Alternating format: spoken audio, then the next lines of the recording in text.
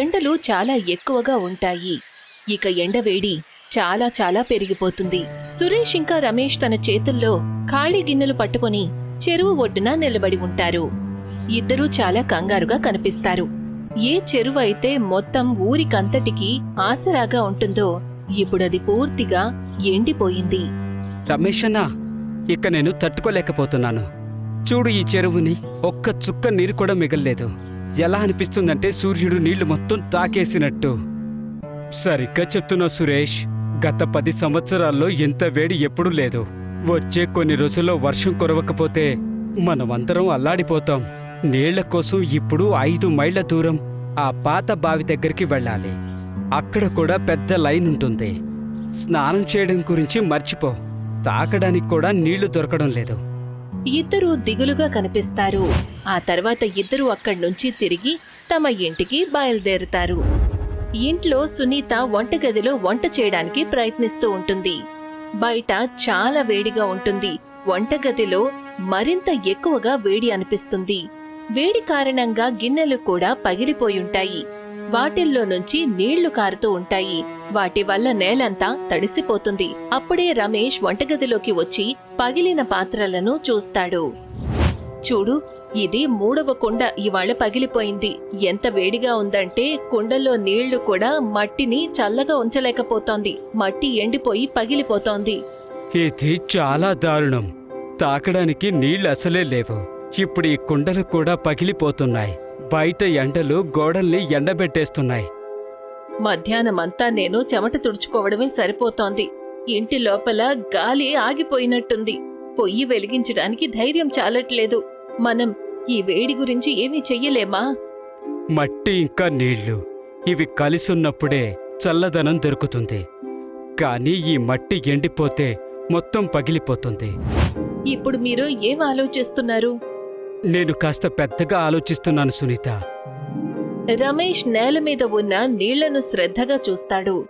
సునీత తనని చూసి ఆలోచనలో పడుతుంది. కాసేపటి తర్వాత మహేష్ పెద్ద చెట్టు నీడలో రచ్చబండ దగ్గర కూర్చునుంటాడు. ఎండ వల్ల కాస్త ప్రశాంతంగా అనిపిస్తుంది. కానీ అప్పటికీ కూడా వేడిగానే ఉంటుంది. అప్పుడే రమేష్, సురేష్ కూడా అక్కడికి చేరుకుంటారు. ఇద్దరూ దిగులుగా కనిపిస్తారు. ఏంటి విషయం? మీ ఇంట్లో కుండలు వేడి వల్ల పగిలిపోయాయని విన్నాను.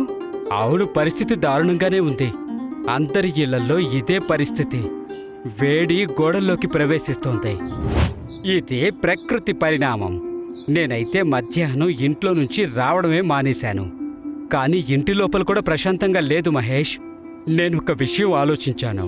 మన పూర్వీకులు చెప్పేవారు మట్టి కింద చల్లదనం ఉంటుందని. మనం గనక నేల లోపలికి వెళ్ళావంటే అక్కడ వేడి తక్కువగా ఉంటుంది.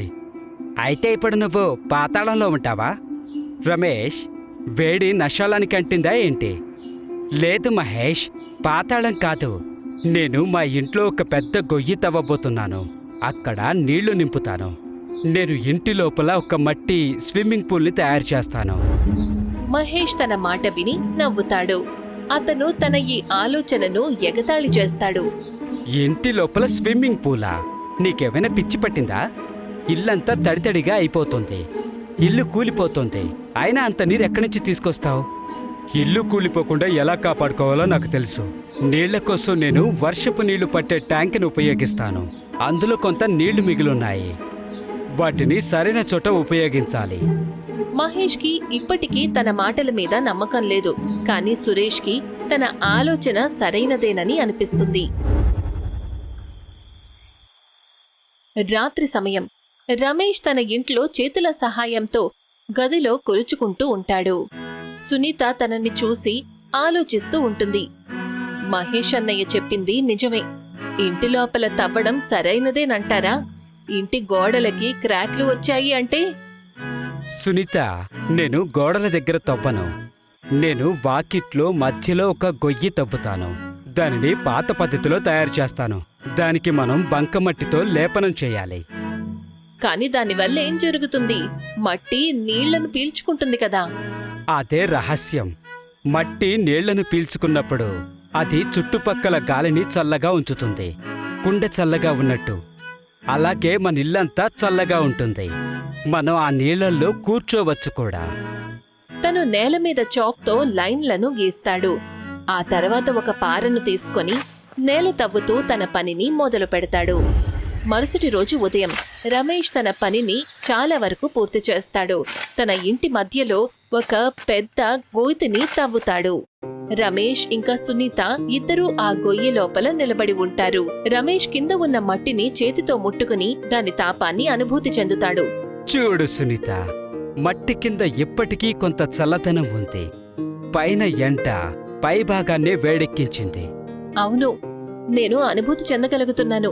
ఇక్కడ కింద నిలబడితే అంత వేడిగా అనిపించడం లేదు, పైన ఉన్నంత. అప్పుడే సురేష్ ఇంటి లోపలికి వస్తాడు. అతను గోతిని చూసి ఆశ్చర్యపోతాడు. ఓరి నాయనో, రమేష్, నువ్వు నిజంగానే ఇంటిని తవ్వేశావా? నువ్వు ఊరికే అన్నావనుకున్నాను. ఊరికే అనే సమయం కాదిది. రా, నాకు సాయం చేయి. మనం ఇవాళ దీన్ని పూర్తి చేస్తే రేపు ప్రశాంతంగా పడుకోవచ్చు. మిత్రమా, నేనైతే తవ్వలేను. నాకు నడుం నొప్పుంది. కానీ బయట నుంచి బంకమట్టి తీసుకురాగలను. అది స్విమ్మింగ్ పూల్ దగ్గర పడుంది. అది నీళ్లను ఆపడానికి సహాయపడుతుంది. సరే సరే, అదే కావాలి. ఆ మట్టిని తీసుకొచ్చి మనం దీనికి రుద్దాలి. వెళ్ళి సురేష్, త్వరగా కానిపో. ఆ తర్వాత సురేష్ అక్కడి నుంచి వెళ్ళిపోతాడు. రమేష్ గొయ్యిని ఇంకా సరైన ఆకారంలో తవ్వుతాడు.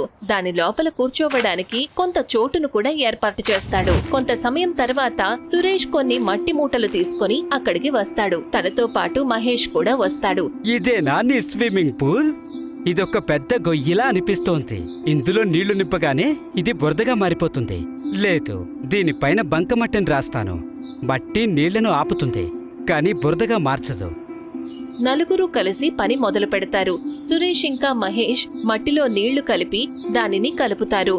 మరొక వైపు సునీత ఇంకా రమేష్ ఆ మట్టిని గొయ్యి గోడలకు రాస్తారు. నెమ్మది నెమ్మదిగా ఆ చోటు ఒక చిన్న స్విమ్మింగ్ పూల్ లాగా కనిపిస్తుంది. వాళ్ళందరూ రాత్రంతా పనిచేస్తూనే ఉంటారు.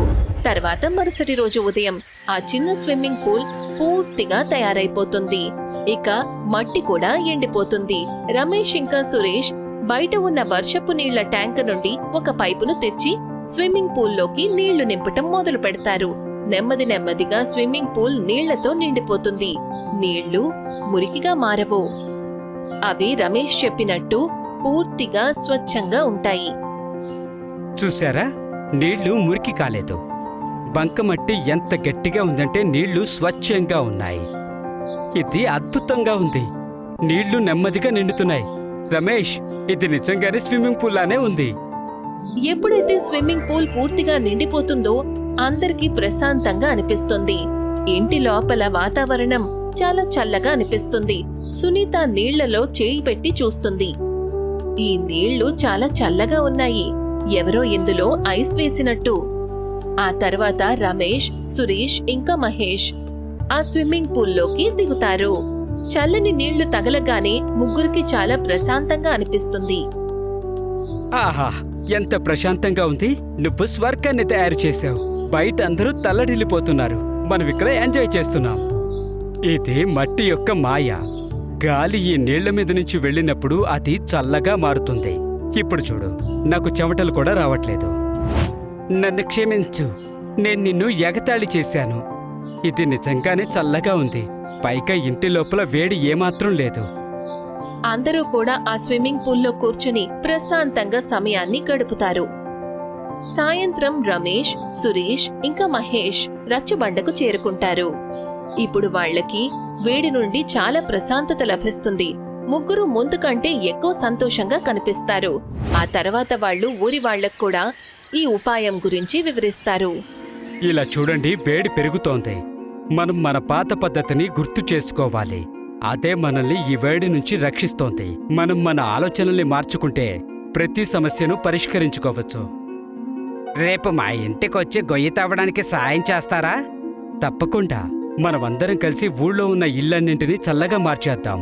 వర్షాలు కురిసే వరకు మనం ఈ మట్టితోనే చల్లదనాన్ని పొందొచ్చు. ఆ తరువాత ఊరి వాళ్ళందరూ కలిసి తమ తమ ఇళ్లల్లో అలాగే చిన్న స్విమ్మింగ్ పూల్స్ ని తయారు చేసుకుంటారు. అప్పుడు ఎండాకాలంలో వాళ్లకు కూడా ప్రశాంతంగా అనిపిస్తుంది. మన కథ ఇక్కడితోనే పూర్తయిపోతుంది.